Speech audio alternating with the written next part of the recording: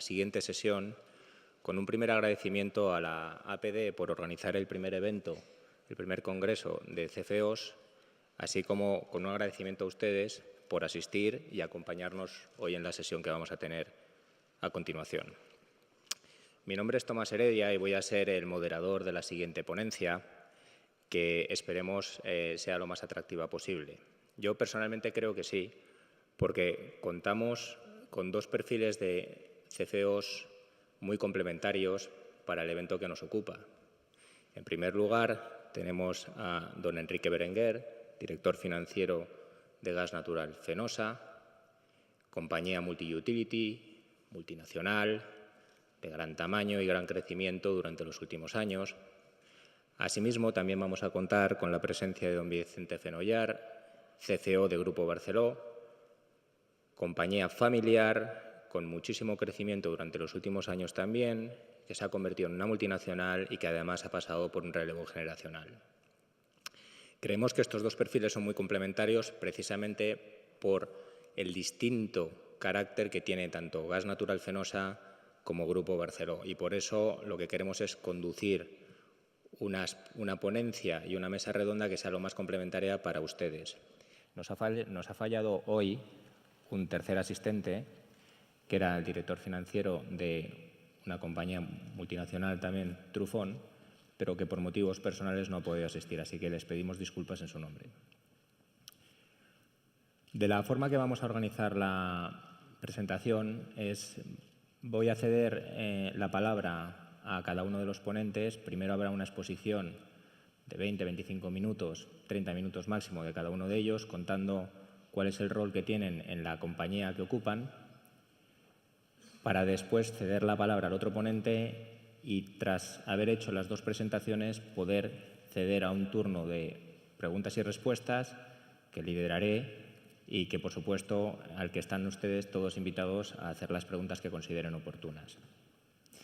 Sin más retraso, les voy a introducir al primer ponente de la sesión de hoy, don Enrique Berenguer, director financiero de Gas Natural Fenosa. Enrique es licenciado en Ciencias Empresariales por ESADE, está casado, tiene 3 hijos y tiene unas aficiones que a mí personalmente me gustaría mucho, que es seguir jugando al fútbol en fútbol 11.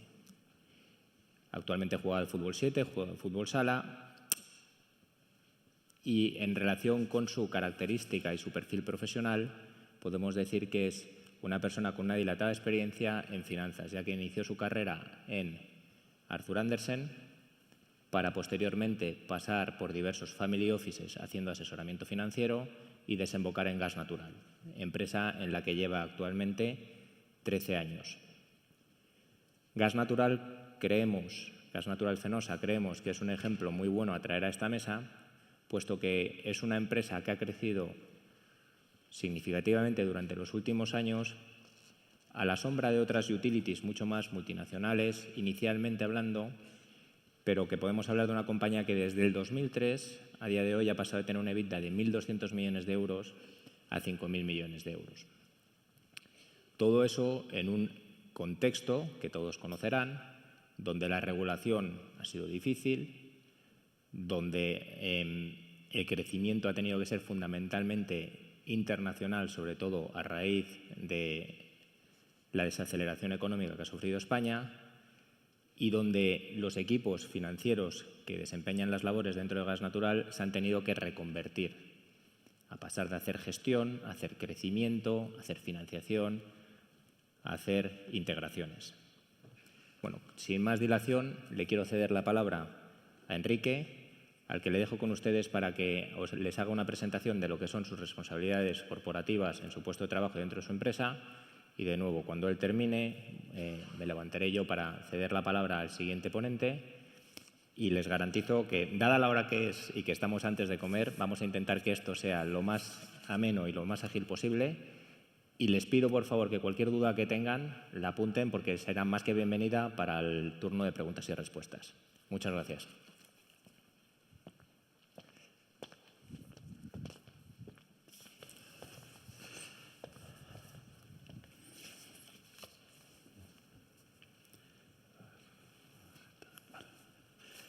Bueno, buenos días a todos y gracias por vuestra presencia y en concreto a la APD también por brindarme la oportunidad de participar en este evento.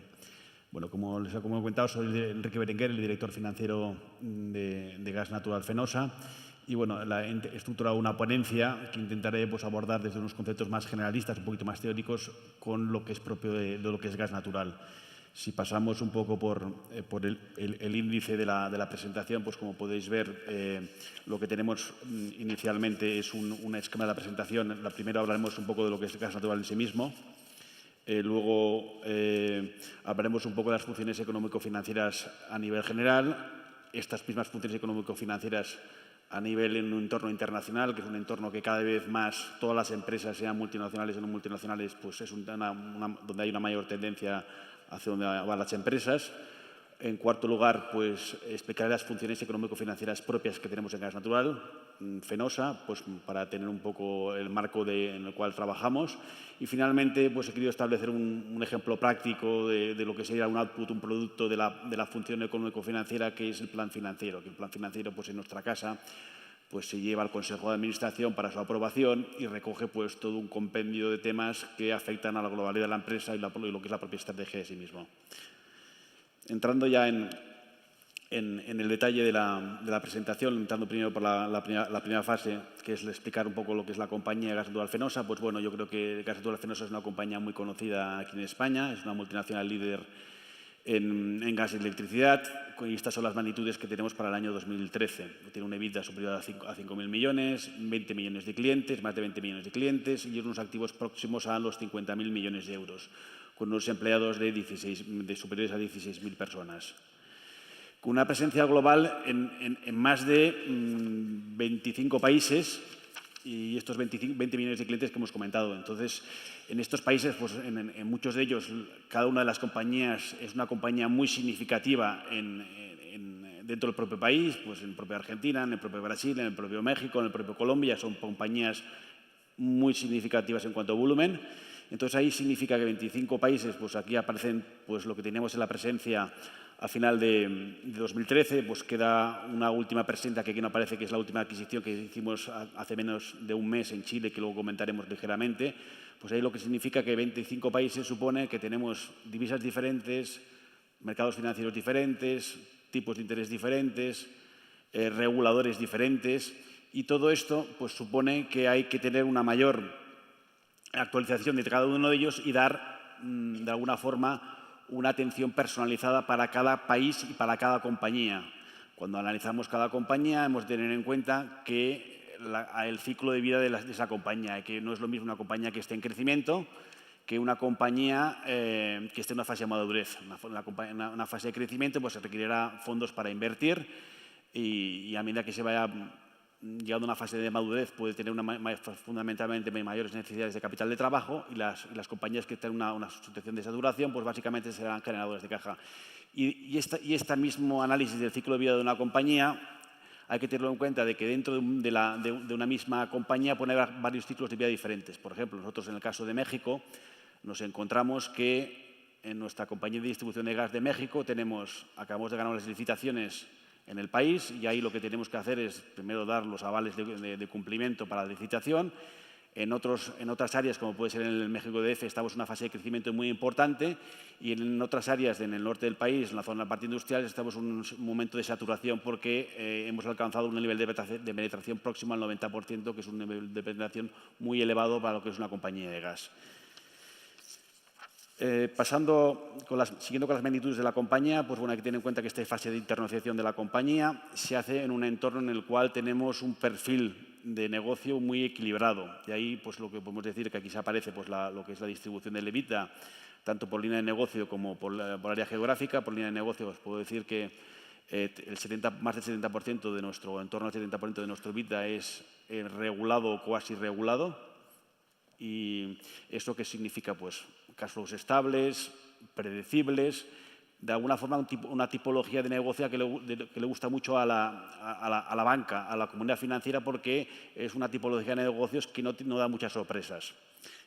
ni en negativo, pero tampoco en positivo. Pero al menos es un tema que da seguridad, que hoy en día es un tema que se valora especialmente. Y desde el punto de vista de EBITDA, pues fundamentalmente tenemos más del 50% en España y estamos en un crecimiento importante a nivel internacional, pero sin abandonar el tema de España. Y quería aprovechar este tema pues, para comentar la reciente adquisición que acabamos de realizar en Chile, una adquisición muy significativa. La empresa CGE, que es la empresa líder en gas y distribución de electricidad y transmisión de electricidad en Chile, es una inversión que acabamos de completar hace menos de un mes y en la cual hemos producido un desembolso próximo a 2.500 millones de euros. Y ahí es importante pues, para poner en valor la necesidad de que un CFO tenga equipos financieros internacionales que ayuden en la integración, que se puedan trasladar a los países y que, adicionalmente, puedan colaborar en operaciones de M&A transformadoras. Aquí, al analizar este tipo de operaciones muy significativas, pues hay una serie de riesgos que varían en función del tipo de operación. En este caso en concreto, lo que fue lanzar la OPA en sí mismo no era un tema complicado, no se requiere ningún tipo de aval como se puede recurrir en España, pero sí que ha sido complicado el hacer el pago. Había que liquidar en pesos chilenos 2.500 millones de euros, en pesos chilenos, y había que meterlos en el país sin distorsionar el sistema financiero chileno, que es muy estrecho en cuanto a divisas. Entonces, desde que cierras la liquidación de la OPA, tienes que hacer el desembolso, solo tienes 1 o 2 días, y meter semejante volumen de dinero en pesos chilenos es ciertamente complicado. Entonces, bueno, aquí un poco como se puede ver, esta operación ha sido transformada para la compañía. Estamos presentes con esto, hemos completado que estamos presentes en 7 de los 9 principales hubs de población de Latinoamérica. Solo nos falta Caracas y Lima en la parte de distribución de gas. En la parte de distribución de gas se puede ver en el gráfico de la derecha en color amarillo. La parte más pequeñita era la parte de CG, la parte de Chile, y la parte más alargada es la parte de gas natural Fenosa. Con la integración de ambos dos, si antes éramos líderes, ahora todavía somos más líderes en la parte de distribución de gas. Entonces, ahí a nivel de plataforma de distribución de gas tenemos una presencia muy relevante y muy valorada cuando hacemos roadshows en Latinoamérica para explicar la compañía, pues es un tema que realmente se pone de manifiesto y nos lo recuerdan incluso los propios inversores. Y a nivel de electricidad, lo que es la parte de distribución de electricidad, que quizá nuestra presencia internacional es mucho menor, a mayor experiencia, sí que antes éramos un player de lo que llamamos aquí el Tier 2, tanto nosotros como lo que es la parte de CG, y ahora pasamos a ser un player relevante que podríamos ya situarnos como un player relevante dentro del Tier 1, quizá no a un nivel de otras utilities allá, pero sí que es verdad que ya tenemos una plataforma de distribución también de electricidad para todo lo que es Latinoamérica, y eso tiene un atractivo por sí mismo muy significativo. Sobre todo porque hoy en día, que en los mercados en los cuales energéticos en Europa estamos en un momento de estabilización, de poco crecimiento, pues todas las utilities europeas están buscando crecimiento. ¿Y dónde se produce el crecimiento? Básicamente en Latinoamérica y Asia. Y nosotros ese crecimiento, pues estamos en esos países que ya solo por el crecimiento orgánico vamos a tener un crecimiento ya significativo.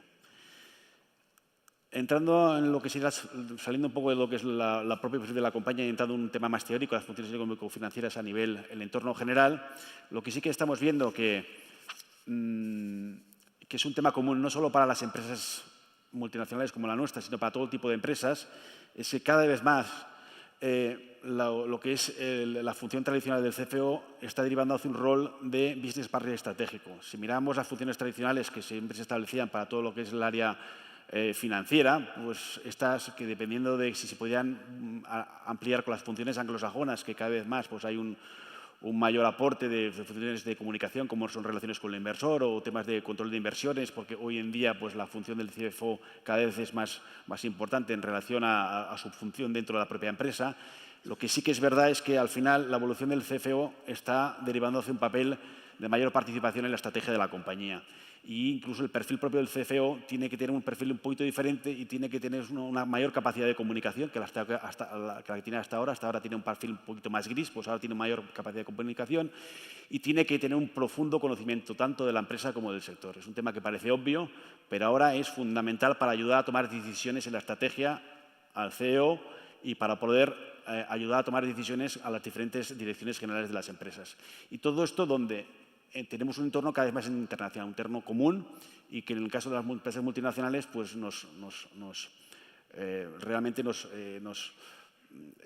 complementa y nos ayuda pues, a nuestro tema de crecimiento. Entonces, al final, resumiendo, un perfil mucho más generalista que el que tenía hasta ahora.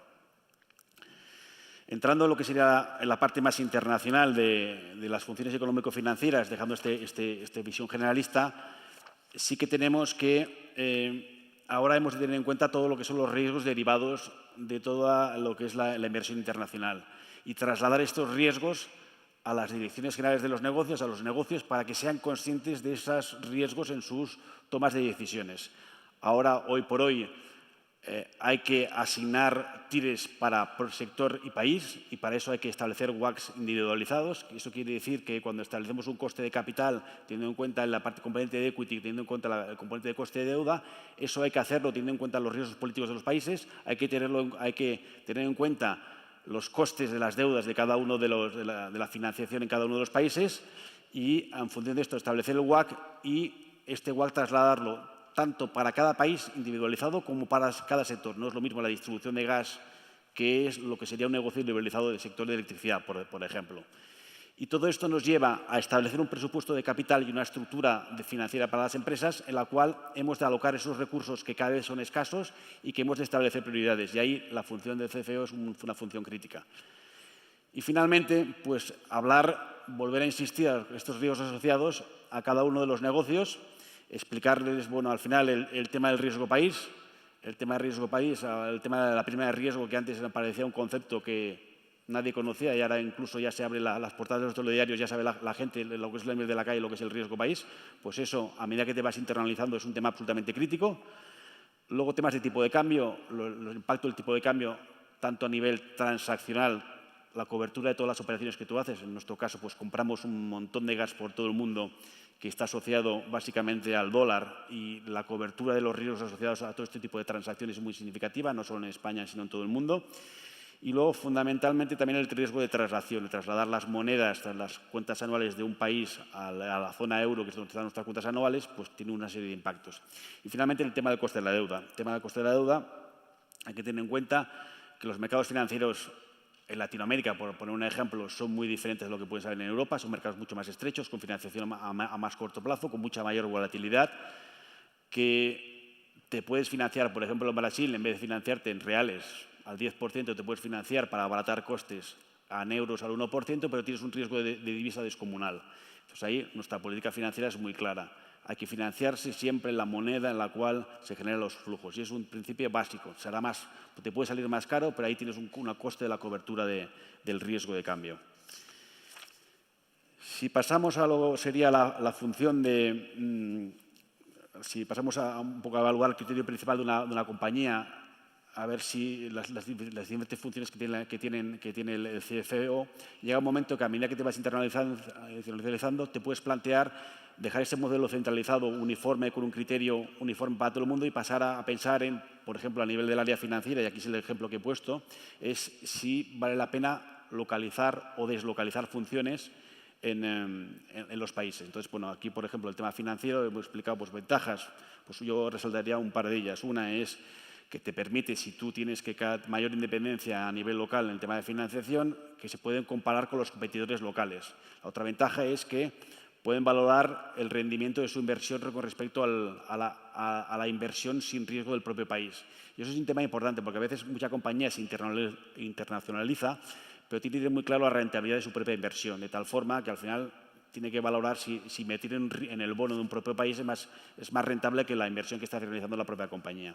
Y desventajas, pues bueno, que al final lo que tenemos es que se puede perder ventajas competitivas desde el punto de vista de la matriz. No es lo mismo que negocie una filial con el Banco Europeo de Inversiones y decir, oye, voy al Brasil a financiar una inversión con el Banco Europeo de Inversiones, que cuando entramos a la matriz, que miramos toda la globalidad y el Banco Europeo de Inversiones nos tiene en cuenta todo nuestro track record en toda nuestra historia reciente, con inversiones en Argentina, Argelia, en México, en España. Y entonces ahí la negociación es muy diferente. Y luego además también hay posibilidades de que a nivel local hay productos que onshore tienen un coste y que offshore tienen un coste diferente. Entonces ahí la matriz sí que puede proveer unos servicios a costes mucho más competitivos. Y el segundo tema es la capacidad de pago cosmética. Aquí lo que os diría es que al final a nosotros nos pasa cuando vamos a acudir en muchos países en los cuales pues, hay entidades financieras como puede ser BBVA y Santander, que eso nos conocen perfectamente, pues al final no deja de sí, nos prestan a la filial, pero aunque esté sin garantía de la matriz y todos se financien de forma independiente, al final saben que nuestro track record, nuestra experiencia, les da una cierta garantía. Pasando a lo que sería la parte de las funciones económico-financieras en Gas Natural Fenosa, pues bueno, yo aquí lo que explicaría es fundamentalmente, ahí veis las funciones de lo que serían las propias del CFO, son unas funciones de relaciones con el inversor, finanzas, riesgos, administración y fiscalidad y el control de gestión, y apoyadas por todas unas funciones corporativas de business partners, que como podéis ver, de recursos humanos y servicios jurídicos, comunicación, hay temas que cada vez son más importantes, el tema de la comunicación es un tema cada vez más importante. Y aquí al final lo que tenemos es una visión en la cual el CFO tiene que ser global, generalista y estar muy intrincado en la estrategia de la compañía. Es muy importante porque los recursos cada vez son más limitados. Y sobre todo por una compañía multinacional como la nuestra, que tiene muchos stakeholders diferentes, es muy importante ofrecer tanto un producto como un mensaje uniforme y diferenciado para cada uno de los stakeholders, tanto los inversores como los analistas como los reguladores. Y al final también teniendo en cuenta de que estamos reportando, estamos enviando información hacia la alta dirección y al Consejo de Administración. En nuestro caso, en concreto, el reglamento del Consejo de Administración nos obliga a llevar al Consejo de Administración y a la Comisión Ejecutiva tanto el plan financiero como el presupuesto, como el plan estratégico, como cualquier operación financiera extraordinaria o cualquier propuesta de inversión significativa. Entonces, al final, tenemos un contacto permanente de todo tipo de propuestas al Consejo de Administración que nos aprueba para que la podamos ejecutar en un mandato muy amplio. Y luego ya hablaremos de un caso en concreto, el tema del plan financiero. Entrando un poquito en el detalle y muy rápidamente en relación a cada una de las funciones, pues bueno, temas de relaciones con los inversores. Pues aquí al final es el responsable de la comunicación financiera del grupo de inversores y a otros agentes, tanto el tema del CNMV y luego pues con diferentes outputs. Pues estamos desde la presentación de resultados, que hacemos presentaciones públicas de presentaciones de resultados, hasta los que serían roadshows de presentación a los analistas, a los inversores de renta fija, a los inversores de renta variable, la relación con las agencias de rating. Nosotros tenemos un rating con las tres principales agencias de rating, tanto Fitch como Moody's como Standard & Poor's, y ahí pues invertimos mucho tiempo en comunicarnos con ellos y darles feedback permanente pues, sobre todos los inputs y todos los cambios que se producen en el sector y en la empresa. Si pasamos a la parte financiera, pues bueno, aquí poca cosa que explicar. El tema financiero es un tema conocido por todo el mundo. Lo que os diría es que la parte financiera, pues cada día es más complejo, más cambiante y muy especializado. Ahí, pues el input que aquí estamos poniendo, pues por poner un input, está poniendo del plan financiero anual, de toda la planificación financiera que implicamos dentro del plan estratégico y que valoraremos un poquito más adelante. Hablando de la siguiente función, que es la parte de riesgos, yo diría que esta función, yo establecería que es quizá la que más ha avanzado en los últimos tiempos dentro de la función del CFO. El tema de los riesgos es fundamental, tener un modelo de control y gestión de los riesgos centralizados es absolutamente crítico. En nuestro caso, además, como tenemos un tema que es la commodity y ahí el riesgo es muy, muy significativo. Así cuando nosotros evaluamos todo el tema de los riesgos, vemos que la commodity es el que tiene un porcentaje muy significativo. El riesgo de divisas sería el siguiente riesgo, pero a una distancia a años luz de lo que sea la parte de commodity y finalmente lo que es el riesgo de tipo de interés tiene un impacto mucho más limitado. Entonces ahí es muy importante tener un modelo de gestión integrado de todo lo que es la commodity y de todos los riesgos de la compañía, teniendo en cuenta todos los países.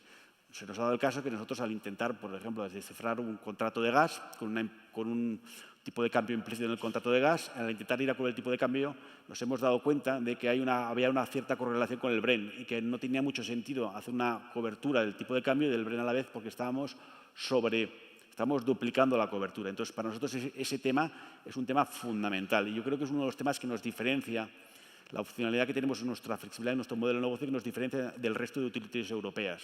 Ahí hemos visto un poco las utilities europeas, fundamentalmente las alemanas, el gran impacto que han tenido pues, con todo el tema del gas de Rusia y todo el tema de su ligazón y su poca flexibilidad de sus contratos de gas. Nosotros ahí sí que tenemos un modelo de opcionalidad que nos diferencia del resto de utilities europeas. Entrando en el siguiente apartado, que es la parte de administración y fiscalidad, bueno, esto es una función básicamente tradicional, muy típica, pero a pesar de esto, yo creo que ahí el CFO también tiene que ser innovador, ahí nosotros hemos establecido 2 diferentes centros de servicios compartidos, esto es CSE Europa para toda Europa, y desde el año pasado tenemos el CSC en Latinoamérica, localizado en Colombia. Y finalmente hemos creado un centro integrado de reporting, lo llamamos el CIR, de tal forma que la información que tengamos en la empresa sea única, que no cada dirección general tenga su mini departamento de información que se genere su propia documentación. No, la información es única para todo el mundo y esta la provee la Dirección Económico-Financiera. Finalmente, la última función que queremos destacar en Gas Natural para un CFO es el tema de control de gestión. Entonces, ahí, pues en nuestro caso, pues se encarga de todo el tema del presupuesto del grupo, de todo el análisis de la información de gestión, de toda la evaluación de las propuestas de inversión y todo el soporte que pueda dar las direcciones generales para la toma de decisiones. En este caso en concreto tenemos una organización matricial. Los controles del grupo dependen tanto de la Dirección General Económico-Financiera como de cada una de las directores generales. Y también tenemos que las unidades económico-financieras internacionales dependen a su vez de la Dirección General Económico-Financiera y también de los country managers de cada país, para que así puedan dar soporte y ayuda a la toma de decisiones a nivel económico. Finalmente, pues para acabar, os quería hablar básicamente, bueno, el tema del ejemplo, más que nada para que tengamos en cuenta lo que sería hoy por hoy un plan de financiación. Yo creo que estamos en un entorno económico muy complejo, con unos cambios muy relevantes en los últimos 5 años, y el tema del plan de financiación pues, se ha convertido hoy por hoy en un tema que cuando vamos a aprobar cada año pues estamos estableciendo objetivos y prioridades diferentes, pero que nos ha obligado incluso al Consejo de Administración, pues incluso en algunos momentos, pues a culturizarlos, a que tengan mayor vertiente financiera para poder entender todo este tipo de conceptos. Entrando en este plan de financiación, pues bueno, lo que tenemos que tener en cuenta es que tanto todas las prioridades financieras que establezcamos en este plan financiero tienen que estar alineadas con la estrategia de la compañía. Es absolutamente fundamental. Aquí ponemos las prioridades financieras de Gas Natural. Básicamente tener una estructura de deuda muy eficiente y una liquidez muy confortable que soporte más de 24 meses de vencimientos de la compañía. Hoy por hoy tenemos pues, mucho más de 36 meses. Yo creo que tenemos financiación hasta el año 2017, tenemos todas las necesidades cubiertas. Un poco nos ha llevado toda esta situación, pues bueno, hemos pasado unos cuantos años realmente muy complicados a nivel de financiación en todo el mundo, especialmente en España. Y un poco por focalizar este tipo de objetivos, hemos señalado el incremento de la liquidez, la reducción de la deuda neta, la diversificación de fuentes de financiación y la diversificación y extensión de vencimientos. Es muy importante y además teniendo en cuenta todo este tema dentro de lo que hablamos aquí, el perfil de negocio actual y futuro. El perfil de negocio actual y futuro hemos de tener en cuenta que seguimos un poco el criterio de lo que tiene Standard & Poor's cuando habla del Business Risk Profile y del Financial Risk Profile. Para nosotros este tema hay que englobarlo en este entorno. Y finalmente, todas estas prioridades hay que tenerlas en cuenta dentro de lo que es la comunidad financiera internacional, las agencias de rating, los inversores, los analistas. Por poner un ejemplo, el compromiso que tiene la compañía con la comunidad financiera es muy fuerte. Si recordamos, pues en el año 2008 lanzamos la OPA a Unión Fenosa. En ese momento pedimos un préstamo de 10.000 millones. Acabamos de completar la OPA en abril de 2009 y 15 meses después ya habíamos devuelto estos 19.000 millones. Y recordemos cuándo se produjo. Se produjo en medio de la crisis de Lehman, en el momento en que el sistema financiero internacional se caía. Entonces ahí sí que ganamos una credibilidad muy importante porque reducimos estos 19.000 millones en muy poco tiempo. Y además no solo refinanciamos un préstamo, sino que redujimos una deuda que en combinado global entre Gas Natural y Unión Fenosa eran 26.000 millones y tuvimos un compromiso de reducir la deuda lo más rápidamente posible. Y en menos de 3 años, ya habíamos reducido la deuda de 26.000 a 16.000 millones. Hoy por hoy estamos por debajo de 14.000 millones.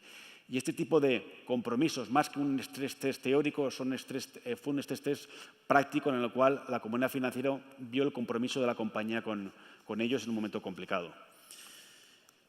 Finalmente, como último tema, comentar pues, bueno, que este plan estratégico financiero, que cuando lo presentamos lo alineamos con el plan estratégico y fijamos los objetivos ordenados por prioridades. Lo primero es, como siempre, cubrir las necesidades. Hoy por hoy, a nivel consolidado, no tenemos necesidades para el próximo año, pero sí que tenemos necesidades pues, en cada uno de los países. Igual, a nivel consolidado, hacer los números, dice no hay necesidades, pero sí hay necesidades en la sociedad de Brasil o en las necesidades que podemos tener en la distribución de gas en Colombia o en Chile. Y es la primera prioridad, cubrir las necesidades. Lo segundo es incrementar la liquidez y tercer punto es diversificar las fuentes de financiación. Ahí nuestro compromiso es reducir el peso bancario en la compañía y aumentar el mercado de capitales. Hoy por hoy tenemos el 70% de nuestra deuda está en el mercado de capitales, el 10% es con banca institucional, estamos hablando del BEI, del ICO y instituciones similares a nivel internacional. Y solo el 20% lo tenemos a nivel bancario. Nosotros a nivel bancario queremos seguir manteniendo esta relación, si bien es cierto que hoy en día la financiación bancaria pues, para nosotros no es una financiación atractiva desde el punto de vista de costes. Y finalmente, pues bueno, decir que nuestra presencia en el mercado de capitales se ha disparado desde el año 2009. Hemos hecho más de 15 emisiones públicas en el mercado europeo, tanto en el mercado de euros como en el mercado suizo. También hemos tenido presencia de forma recurrente en el mercado de capitales en Colombia, en Panamá, en México. Es el futuro de la compañía, es un modelo en el cual tenemos unos cash flows estables, predecibles, de largo plazo, con activos de largo plazo. Su desarrollo tiene que ser mercado de capitales sí o sí. Y ahí pues tenemos a base de muchos años de estar ahí presente, de muchos roadshows que hemos establecido con la comunidad financiera, tenemos más de 1.500 inversores a nivel europeo que están invirtiendo en los bonos de la compañía. Y para eso tenemos pues, un programa de emisión de bonos a largo plazo, el Euro Medium Term Notes, y también tenemos un programa de emisión de bonos a corto plazo que se llama ECP, European Commercial Paper. Y finalmente, pues yo lo que comentaría es que en este plan financiero, para terminar, lo que es muy importante es el tema de la anticipación. Hay que anticipar al máximo posible todos los temas. Hay que tener en cuenta qué va a pasar con el tapering en Estados Unidos, cómo va a afectar el tapering a los tipos de interés en Latinoamérica, cómo nos puede afectar Basilea III en nuestra relación con las entidades financieras. Hay que tener en cuenta, no hay que recordar mucho más allá, que en el año 2009 tuvimos la crisis financiera, luego tuvimos la crisis del euro, tuvimos la crisis soberana, hemos tenido la crisis del mercado energético europeo. Bueno, estamos acostumbrados últimamente a tener crisis de forma constante y ahí lo que es muy importante es tener un modelo de gestión muy simple, muy simple y muy flexible, de tal forma que nos permita reaccionar rápidamente y poder tomar decisiones de forma muy rápida. Y yo creo que, básicamente, por mi lado, no tengo ningún tema más para comentar. Quedo a la espera de cualquier tema que haya quedado como duda en el turno de preguntas posterior. Muchas gracias a todos.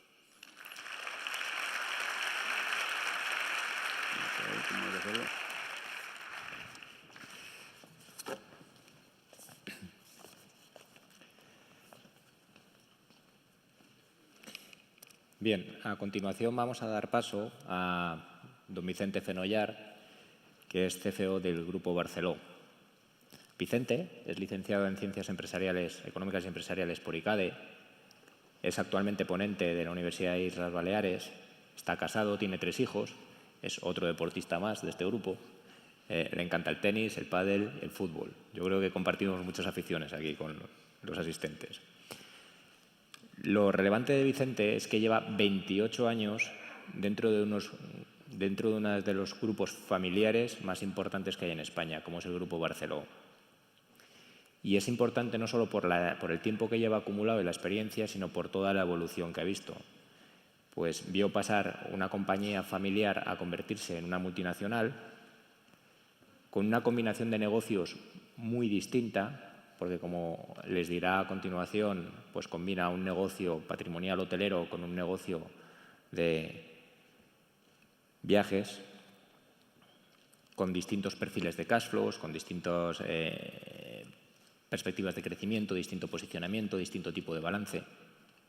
Pero también es muy atractivo porque ha visto la transición de lo que es pasar una compañía familiar de segunda a tercera generación, que es algo muy complicado en empresas españolas o en empresas de otra índole, pero sobre todo esa transición de segunda a tercera generación es mucho más difícil por regla general que una transición de primera a segunda. Fue una transición que se hizo con éxito, en la que la compañía ha desembocado en una multinacional con muchísimo tamaño y donde nos dirá ahora mismo Vicente cuál es su visión y qué es lo que cree que debería pasar qué es lo que está pasando actualmente y qué es donde cree que va a ir la compañía al futuro, porque tiene unas perspectivas muy halagüeñas. De nuevo, les invito a que apunten todas las cuestiones que tengan, porque sí que nos gustaría, cumpliendo con el calendario previsto, tener luego una ronda de Q&A que en cualquier caso dirigiré yo con algunas preguntas que ya tengo apuntadas y que espero que sean del interés de todos ustedes. Muchas gracias.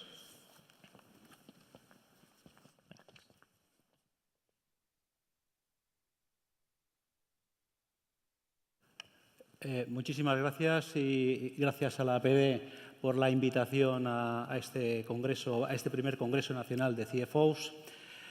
Soy el CFO del Grupo Barceló y, bueno, mi presentación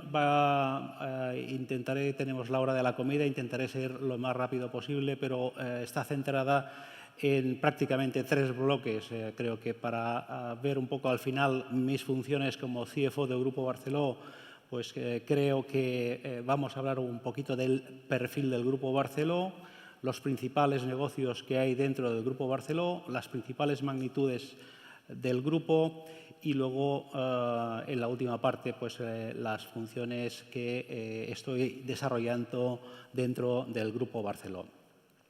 Para empezar y ver un poco el Grupo Barceló, he pensado que podría ser muy ilustrativo ver un vídeo de 3 minutos donde podemos dar un repaso y ver desde una vista muy por encima los hoteles que tiene el grupo. Creo que hay un vídeo preparado.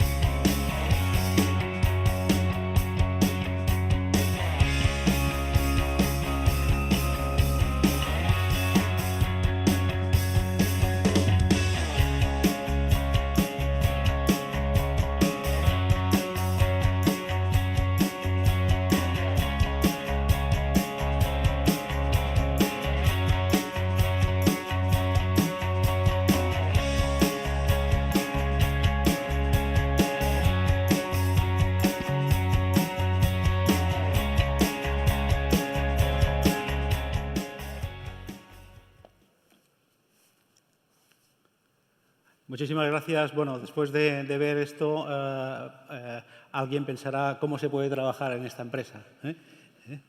Pues la verdad es que es un negocio, es un negocio apasionante y ahora vamos a hablar un poquito más en profundidad. Perfil del Grupo Barceló. Aquí vemos los inicios, el autobús, uno de los autobuses del principio del grupo, de los primeros hoteles y luego ya los hoteles más modernos, ¿no?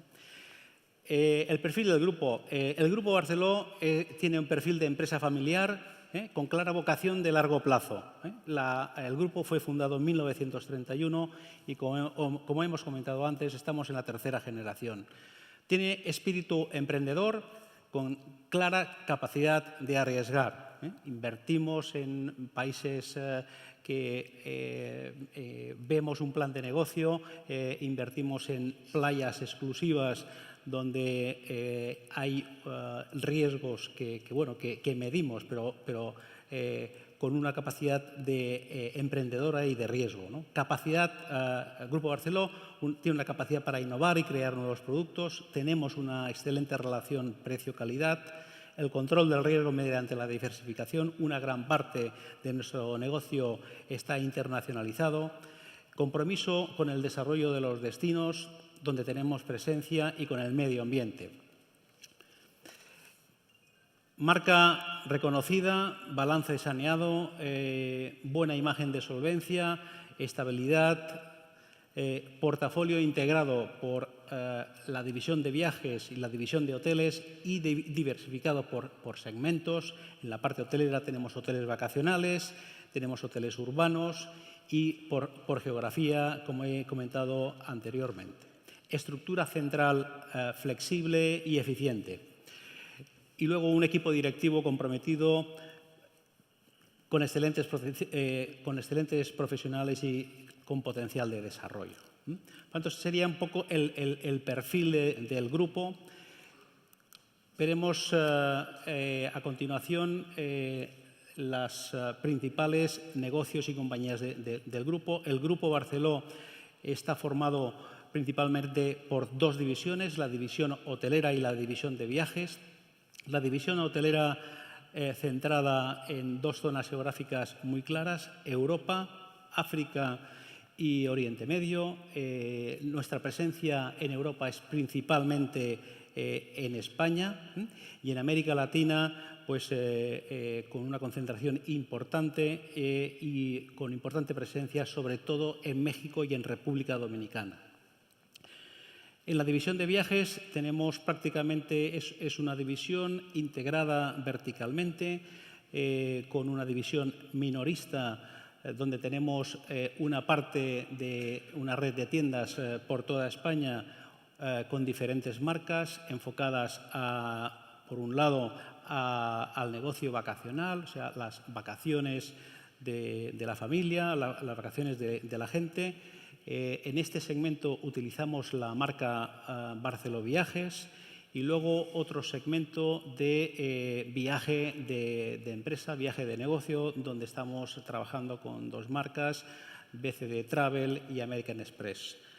Una división y un negocio mayorista, donde es la parte que elabora el producto y ahí, en función del producto, tenemos diferentes marcas. Las principales son La Cuarta Isla, Kelonia, Holiday y también una compañía aérea que estamos operando en este momento con la marca Evelop, ¿no? Por tanto, este es un poco el Grupo Barceló, donde tenemos una división hotelera y una división de viajes. Con muchas sinergias entre viajes y hoteles y entre hoteles y viajes, ¿no? Podemos tener un cliente que nos entra en una oficina de Viajes Barceló aquí en Madrid y viaja con un producto de Kelonia o de Holiday con la compañía aérea Evelop y se aloja en un hotel Barceló. Por tanto, dentro del Grupo Barceló tenemos esta integración y la verdad es que en este momento pues está funcionando muy bien, como veremos ahora, ¿no? En la división hotelera tenemos en este momento 94 hoteles, 30.000 habitaciones. Los 94 hoteles están situados en Europa, 63, 28 en América Latina y 3 en África. Y estamos con presencia en 16 países. En la parte de viajes tenemos en torno a 810 oficinas y tenemos 690 oficinas en España y 120 oficinas internacionales. Finalmente, como indicadores económicos del grupo, aquí tenemos los principales datos de 2013, 14 y nuestras previsiones del 15, y vemos un poco las principales magnitudes que tiene el Grupo Barceló y la evolución que hemos tenido. Como cifras de negocio, en el año 2013 estábamos en 1.577 millones de euros de cifra de negocio. En 2014 estamos en 1.920 millones de euros de cifra de negocios y para el año 2015 estamos en 2.026. Aquí tenemos el detalle de la cifra de negocios de hoteles, de la parte hotelera y la parte de viajes. Y, bueno, como hemos comentado, vemos que estamos teniendo una evolución en estos años positiva. En cuanto a EBITDA, en el año 2013 estábamos en 165,2 millones de euros de EBITDA. El año 2014 prevemos cerrar en 216 y para nuestra previsión para el año 2015 es de una mejora de los resultados del 2014, estando en un nivel de 231 millones de euros de EBITDA. Nuestro balance, si vamos a las cifras del año 2014, pues está en torno a un total de activos de cerca de 2.400 millones de euros, la mayor parte del activo invertido en hoteles, donde tenemos activos fijos por cerca de 1.900 millones de euros y un activo corriente de 490 millones de euros. Y esto es un poco la característica de los balances de las empresas hoteleras, donde tenemos una gran parte de nuestro activo en inversiones en edificios, inversiones en nuestros activos hoteleros. En cuanto a recursos propios, en el año 2014 estamos en 922 millones de euros. Para el año 2015 estaremos cerca de los 1.000 millones de euros. Y, bueno, el nivel de endeudamiento del grupo ha ido mejorando, ha ido bajando. En el año 2013 estábamos en 847 millones de euros de deuda financiera neta. En el 14 prevemos bajar a 745 millones de euros y para el año 2015 seguiremos con esta línea de reducción de deuda y prevemos cerrar en 610 millones de euros. El ratio de deuda financiera neta EBITDA ha ido evolucionando positivamente. Hemos ido bajando la deuda y subiendo el EBITDA, por tanto estamos en una evolución de 5,1 veces EBITDA en 2013, cerraremos el año 2014 en 3,5 y la previsión para el 2015 es estar por debajo de 3 veces EBITDA, ¿no? Estas son las principales, datos del Grupo Barceló en cuanto a volumen y en cuanto al perfil del grupo. En cuanto a las funciones del CFO y lo que en este momento pues, estamos haciendo desde la Dirección General Económica Financiera, pues queda resumido aquí en estos 10 puntos, que para alguno puede ser uno más prioritario que otro, pero bueno, lo que nos lleva el día a día son estos puntos, ¿no? En primer lugar, creo que es clave para la compañía asegurar la liquidez necesaria para el grupo y tenerla en las mejores condiciones y estar cerca de los mercados financieros, nuestras entidades financieras, los mercados financieros alternativos y asegurar al grupo que va a tener la liquidez necesaria en el plan de negocio y en su plan estratégico. Como segundo punto, es muy importante el cuidar el balance y la cuenta de resultados. Es muy importante para nosotros y es uno de los temas que consideramos prioritarios, que el balance y la cuenta de resultados refleje la imagen fiel del negocio y que el balance esté bien claro y los resultados reflejen la imagen fiel del negocio.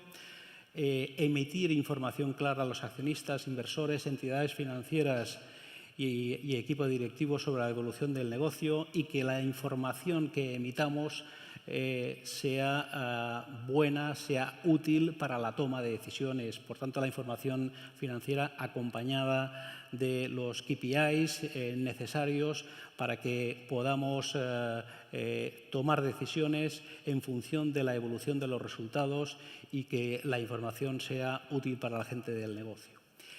En mi opinión, el CFO tiene que estar muy cerca del negocio. O sea, los presupuestos, los planes de los business plan, no los puede hacer el CFO en su despacho encerrado, sino que hay que trabajar con los comerciales, con los responsables de cada país.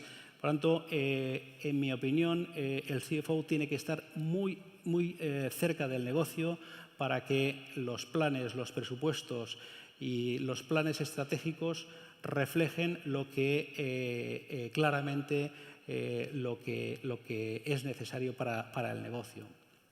El CFO tiene que participar y validar las decisiones de inversión.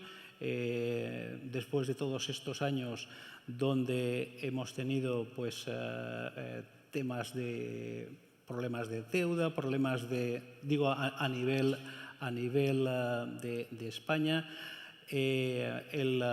las decisiones de inversión se tienen que tomar con mucha más prudencia y la participación y validación del CFO es clave. En el tema del plan estratégico, viendo la compañía y el grupo, no podemos pararnos en ver la historia. O sea, tenemos que siempre tener un business plan a 3-5 años. Por tanto, el CFO tiene que participar en la estrategia de la compañía. Dentro del plan estratégico es clave, en mi opinión, las proyecciones financieras. Las proyecciones financieras son el eje del plan estratégico y el CFO tiene que estar involucrado y validar todas las proyecciones, por supuesto, acordadas con la gente de negocio.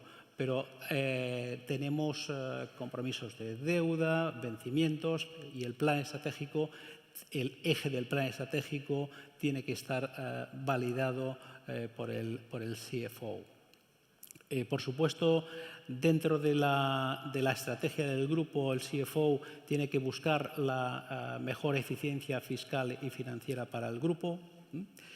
Tiene que participar, liderar o coliderar las operaciones corporativas. Es muy importante rodearse de un equipo con talento y saber trabajar en equipo. Como he comentado antes, no se pueden tomar decisiones, sino que hay que compartirlas con el equipo fiscal, con el equipo jurídico, con el equipo de operaciones, con el equipo comercial y, por tanto, hay que rodearse de un buen equipo y saber trabajar en equipo. Y es muy clave, ya se ha comentado en otras presentaciones, el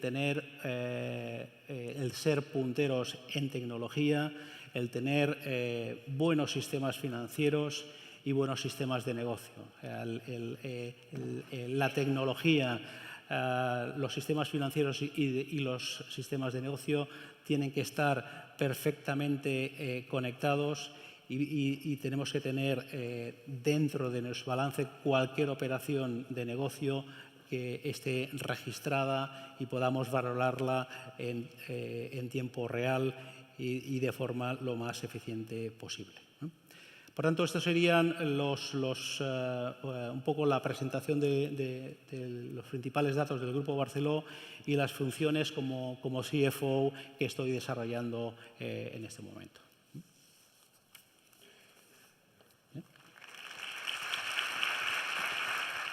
Gracias, Joaquín. Muy bien. Pues muchas gracias a los dos ponentes.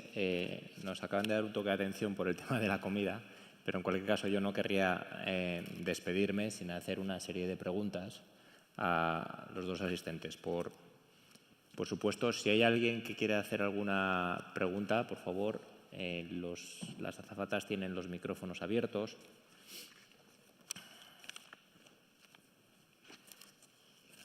Bien, yo voy a empezar con una. Si no os importa, estaré de pie, porque si no me pilláis ahí en medio. Podemos afirmar ahora mismo, la pregunta la quiero dirigir a los dos, individualmente. ¿Podemos afirmar que el rol del CFO de ahora es mucho mayor que el que tenía el CFO hace 5 años? Si es así, ¿por qué? ¿Perdón? Si es así, ¿por qué? Y me interesaría que me dierais vuestro enfoque desde el punto de vista de dentro de la compañía y desde el punto de vista de puertas hacia afuera, es decir, en relación con los stakeholders, con los bancos, con los acreedores, bueno, con los bancos, con los inversores, con los accionistas. Bien, yo creo que sí, que efectivamente todos estos años complicados que hemos pasado, donde veníamos de unos años donde la financiación era ilimitada y se podía conseguir fácilmente, hemos tenido muchísimas empresas que, en primer lugar, refinanciar la compañía, o sea, revisar, en el momento que ha llegado la crisis financiera, hemos tenido que revisar cómo teníamos la deuda y cómo refinanciarla. Para eso el papel del CFO dentro de las empresas pues ha sido clave. Veníamos de años donde las adquisiciones se hacían de una forma muy fácil y en este momento cualquier operación financiera con una entidad requiere un business plan, una presentación, requiere el que claramente se vea desde el punto de vista financiero que esa nueva inversión va a tener retorno, va a poder atender el servicio de la deuda relacionada con esa inversión. Mi experiencia personal es que dentro del comité de dirección, dentro del consejo, las aportaciones del CFO se están valorando mucho, se le está dando mucha más importancia ahora que antes de esta crisis, ¿no?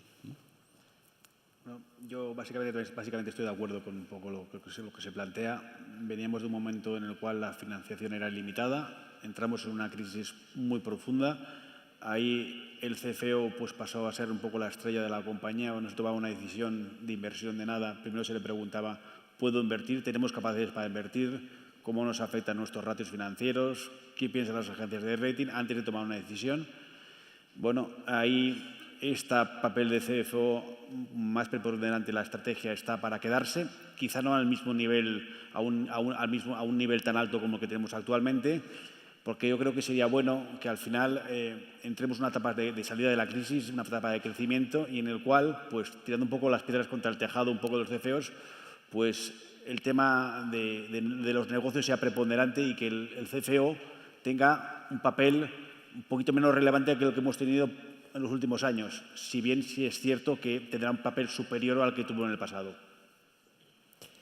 En mi opinión, los cambios que han tenido los CFOs durante los últimos años creo que son estructurales, porque en realidad han pasado de ser meras personas de dentro de la compañía a ser personas clave dentro de la organización para hacer cualquier adquisición, para renegociar la deuda, para ver planes estratégicos de crecimiento exterior, y el papel que estáis teniendo ahora en cualquier comité de dirección es muchísimo más amplio que el que teníais históricamente, ¿no?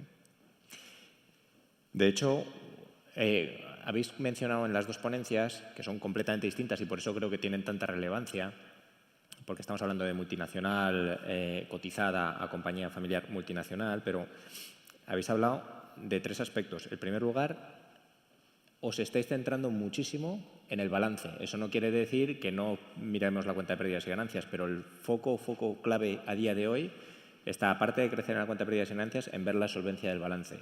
En segundo lugar, en internacionalizar el negocio, porque en España podemos crecer más o menos, pero las vías de crecimiento más rápido están fuera. Y en tercer lugar, ese crecimiento puede ser orgánico o inorgánico. ¿Creéis que esas tres tendencias van a continuar, por lo menos en el corto plazo? Bueno, en nuestro caso, aquí lo que tenemos es que fundamentalmente, bueno, ahora estamos en una fase que ya podemos, después de desapalancarnos, anticipándonos un poco cuando vimos todas las crisis financieras que hemos ido pasando, como os he comentado antes, la del euro, la del soberano y esto, ya estamos en un momento de crecimiento. Sí que es verdad que por las propias particularidades de mi sector en concreto, pues en el tema de España, que tenemos una presencia muy relevante, hay un exceso de capacidad, no solo en España, sino en toda Europa, con lo cual el crecimiento tiene que ir a mercados emergentes y fundamentalmente será Latinoamérica, pero nos gustaría también estar en Asia. Y a partir de ahí, pues bueno, un poco intentar que también pues, el tema español pues acabemos un poco de salir de la crisis y que el tema nos ayude, pero fundamentalmente nuestro crecimiento va a ser orientado fundamentalmente a países emergentes porque es donde va a haber crecimiento. En Europa no va a haber crecimiento para nuestro sector y no nos queda otro que continuar con la internacionalización y potenciar toda el área que tenemos en Latinoamérica y empezar con el tema Asia, que es el tema que tenemos pendiente. Por nuestra parte, vemos, nosotros tenemos una presencia geográfica y la parte internacional está teniendo una contribución muy importante dentro de los resultados del grupo, pero vemos muchas posibilidades y en nuestro plan está tanto crecer en España como fuera de España. Los datos de España, sobre todo en la parte vacacional, están funcionando muy bien estos años. Todos sabemos lo que nos aporta el turismo en España y el crecimiento que estamos teniendo en número de visitantes. Por tanto, nosotros creemos que en España y tenemos plan de seguir invirtiendo en España también. En los hoteles urbanos también está mejorando, también va también por zonas, por ciudades. No podemos generalizar que el urbano va regular, ¿no? Barcelona va muy bien, Madrid está mejorando y el comportamiento de los hoteles urbanos están mejorando. Por tanto, desde el punto de vista de crecimiento nuestro, en la parte hotelera seguiremos, nuestra idea es seguir creciendo en España, Europa y también en América Latina, ¿no? Respecto al balance, efectivamente sí que hemos estado trabajando estos años y en las cifras que hemos visto hemos ido mejorando el balance. Nosotros, yo creo que en los próximos años pues vamos a estar en un nivel de endeudamiento entre 2 veces y 3 veces EBITDA, salvo que haya alguna operación, pero queremos ser prudentes en la deuda y, por tanto, la gestión en el balance la vamos a seguir con prudencia y manteniendo un nivel de endeudamiento prudente, ¿no? Perfecto, pues solo tenemos tiempo para una pregunta más. Lamento que no podamos atender a las preguntas que puedan tener ustedes porque nos piden paso ya para comer a las 2:30. Sí que les voy a pedir a los ponentes si pueden ser rápidos en la respuesta. Nosotros, en prensa y en todas las operaciones corporativas que vemos, siempre vemos un indicador adelantado y es el dinero institucional, inversor extranjero que viene a España a comprar compañías, a financiar, a realizar expansión, a facilitar la expansión de las compañías. Lo hemos visto en anteriores épocas muchos años atrás, hace menos tiempo y ahora otra vez. Esta corriente ha sido muy fuerte durante los últimos 2 años. Yo quería preguntarle a los ponentes si ven que está habiendo cierto agotamiento de inversores que vienen de fuera para facilitar crecimiento de compañías a través de las distintas fórmulas de financiación, equity, deuda, híbrido, o si ven que el interés sigue estando ahí. Bueno, yo creo, mi impresión es que se mantiene. Creo que hay muchos inversores que siguen interesados en invertir en España en diferentes sectores, ¿no? El sector nuestro, el hotelero, pues también estamos viendo, además esta semana pues han salido varias noticias en los medios de importantes inversores que quieren invertir en España. Yo creo que de momento se mantiene. En España el negocio turístico se está comportando muy bien. Estamos en una posición estratégica dentro de Europa y estamos aprovechando pues estos años del efecto de la primavera árabe. Por tanto, España está siendo pues uno de los principales beneficiados de este aspecto, ¿no? Egipto, Túnez y otros países que tenían años anteriores un volumen muy importante de los países europeos, pues han reducido mucho el número de visitantes y España se está beneficiando, ¿no? España se está convirtiendo, además, yo creo que las empresas hoteleras, y creo que lo estamos haciendo todos, estamos invirtiendo en los hoteles en España, estamos mejorando los hoteles y creo que hemos llegado a una excelente relación precio de calidad. Tenemos establecimientos renovados y a unos precios muy competitivos. Y España se está convirtiendo en uno de los principales destinos turísticos para todos los europeos, ¿no?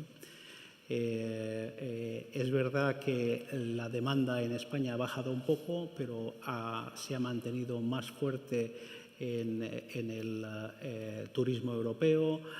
Han empezado a venir nuevos turistas, como el mercado ruso. Y, por tanto, yo creo que mientras se mantenga esta tendencia, seguirá habiendo inversores interesados en invertir en España. Sí, bueno, yo creo que, por nuestra parte, yo creo que a nivel, los números claros están claros. Si vemos las últimas presentaciones del Tesoro recientes, el Tesoro está bajando el coste medio de su deuda, está teniendo mayor participación de inversores extranjeros. Por nuestra parte, nuestra experiencia reciente nos dice es que todas las emisiones que estamos teniendo recientemente en el mercado de capitales, en el euromercado, en torno al 90% de nuestros inversores son extranjeros, básicamente Alemania, Gran Bretaña, Francia, Suiza, Italia, y hay una gran demanda. Recientemente, pues yo creo que había mucha demanda al principio de este ejercicio. La última emisión que hicimos una sobresubscripción de más de 10 veces. Yo creo que hay bastante demanda y hay una gran valoración del trabajo que se está haciendo a nivel en el país, toda la transformación, las reformas estructurales. Yo creo que hoy por hoy los problemas que pudimos tener hace un par de años están superados y bueno, si ahora la senda de crecimiento se inicia, yo creo que ahí no deberíamos tener problemas. Con el apoyo del Banco Central no tendría que haber mayores problemas en el futuro. Muy bien. Pues Enrique, Vicente, os agradecemos muchísimo la asistencia y la participación en este evento. Les pido a los asistentes, por favor, un aplauso para los dos ponentes y nos vamos todos a comer. Gracias. Podemos pasar a comer, gracias.